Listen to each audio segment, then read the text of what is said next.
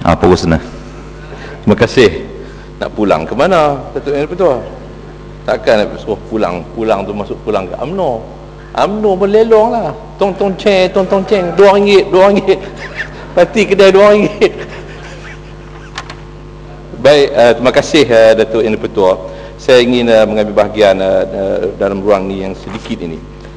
Kalau disebut semalam untuk pingat Gagah Berani ini hanya 88 orang yang menerima anugerah pingat ini, dan pingat Gagah Perkasa semalam juga 11 orang. Ini bermakna seperti yang saya sebut tak sampai 100 orang, itu 99 orang sahaja yang memegang pingat ini.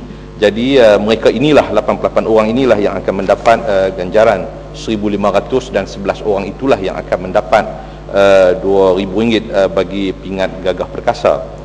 Isu dia di sini yang Datuk Yang Dipertua, ada lagi pemegang-pemegang pingat yang seumpama ini yang kita tidak memberikan apa-apa allowance, yang saya kira bahawa sepatutnya diberikan satu pertimbangan, sebab mereka ini juga memegang pingat yang sama, iaitu Bravery Award dan juga Gallantry Award, iaitu pingat seperti mana KPK, PTU, dan ada satu lagi saya tak ingat.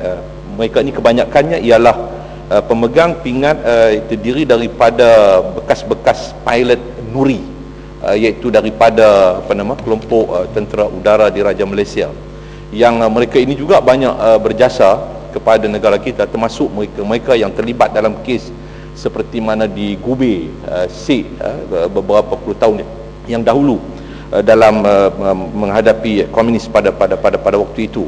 Jadi saya lihat bahawa mereka ini pemegang-pemegang pingat ini tidak pun diberikan apa-apa ganjaran allowance, sedangkan sebahagian daripada mereka pun bukan berpencen, yang tidak ada pendapatan bulanan yang mereka terima daripada pihak kerajaan. Yang keduanya, saya menghargai 88 orang, 99 orang tadi ni, 88 untuk pingat Gagah Berani dan 11 orang untuk pingat Gagah Perkasa, yang saya percaya mereka telah pun memberikan sumbangan dan jasa yang begitu banyak dan begitu besar kepada negara kita dalam soal untuk masalah keselamatan dan keamanan ini. Tetapi saya kira bahawa masih terdapat ramai lagi, macam disebut tadi bahawa isu masalah tentera-tentera yang lain. Tetapi isu yang saya nak sebut ini yang saya kira secara spesifik, saya dipahamkan ada lebih kurang 1,800 orang bekas-bekas tentera yang cedera semasa menjalankan tugas. Ada mereka yang kena jelangkap sama, ada kena bobby trap dan sebagainya, terpaksa dipotong kaki. Ada mereka itu yang saya kenal, kawan-kawan yang jual rojak saja, tanpa ada pencen, tanpa ada menerima wang pasaraan, dan mereka hanya diberikan, saya tak ingat, lebih kurang dia macam sokso. Ada yang dapat RM125 sebulan, ada yang dapat RM80 sebulan, dan paling tinggi saya dipahamkan daripada 1,800 orang ini menerima wang yang dianggap sebagai bayaran bulanan seperti sokso yang saya katakan tadi, lebih kurang yang paling tinggi RM250. Sedangkan mereka ini ada yang telah pun dipotong kaki, yang dipotong kaki, maknanya mereka ni cedera sewaktu menjalankan tugas, bukan mengalami kemalangan jalan raya, tetapi mereka ni cedera sewaktu berhadapan dengan pihak musuh negara, pihak komunis pada satu ketika dahulu. Tapi 1,800 orang ini saya dipahamkan tidak pun menerima ganjaran yang besar seperti mana yang diterima oleh 88 orang dalam pingat Gagah Berani dan 11 orang dalam pingat Gagah Perkasa terima sampai 2,000, 88 orang terima, yang akan diputuskan nanti sebanyak 1,500 orang. Jadi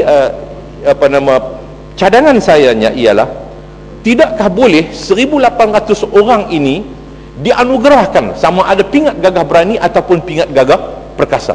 Saya percaya bahawa kita semua tidak ada masalah untuk 1,800 orang yang tercedera sewaktu menjalankan tugas, apatah lagi mereka sebahagian besar mereka itu tidak ada apa-apa ganjaran pencen dan sebagainya, diberikan anugerah pingat pahlawan Gagah Perkasa dan juga pingat Panglima Gagah Berani ini, untuk membolehkan mereka mendapat allowance seperti mana yang telah pun kita putuskan, yang akan kita putuskan diputuskan semalam, dan juga insya-Allah kita akan putuskan pada hari ini. Ini sangat wajar bagi saya bahawa bila saya lihat, macam saya katakan tadi, ada kawan saya dia jual rojak, ada kawan saya potong kaki, kudung kaki, dia jual air tebu saja.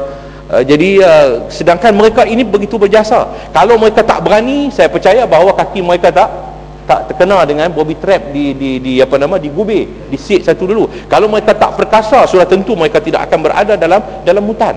Cuma saya tak tahulah sama ada tabung dana negara kita ini perkasa ataupun tidak, perkasa ataupun tidak. Takutnya tabung ataupun dana kita yang tidak perkasa yang menyebabkan kerajaan tak boleh beri. Sedangkan saya kirakan bahawa kalau kita lihat bahawa laporan audit negara yang terbaru ni, laporan audit negara ni, cukup banyak masalah-masalah yang apa nama, yang berlaku dalam urus tadbir kewangan dalam negara kita. Kita mengalami kerugian dalam apa nama, double track untuk apa nama, Rawang ke Ipoh umpamanya, hingga 1 bilion lebih. Kita mengalami kemungkinan, kata ketua audit negara, mengalami kerugian. Kita telah berhadapan dengan berbagai-bagai isu laporan audit yang lepas, dan kini laporan audit sekali lagi mendedahkan bahawa ada unsur-unsur penyelewengan pembelian harga yang tidak sepatutnya dilakukan oleh apa nama, pihak-pihak tertentu di peringkat kementerian ataupun jabatan, tetapi kita telah membelanjakan satu jumlah keuangan yang lebih besar. Sedangkan untuk kita nak beri kepada yang saya katakan tadi 1,800 orang itu khususnya yang telah mengalami kecederaan semasa bertugas, yang telah banyak berjasa kepada negara, kita tak boleh nak fikir untuk berikan sesuatu kepada mereka. Termasuk juga macam saya katakan tadi kepada pemegang pingat KPK dan juga PTU, iaitu ex-pilot Nuri yang terlibat dalam kes-kes seperti mana gubir di SIG satu ketika dahulu. Jadi sebab itu saya mencadangkan supaya bahawa kita dapat apa nama, mempertimbangkan, kerajaan dapat mempertimbangkan supaya 1,800 orang yang saya katakan tadi itu harus diberikan apa-apa anugerah, sama ada Seri Pahlawan Gagah Perkasa ataupun Panglima Gagah Berani. Sekian, terima kasih. Yang Amat Pendang, selepas itu Menteri menjawab.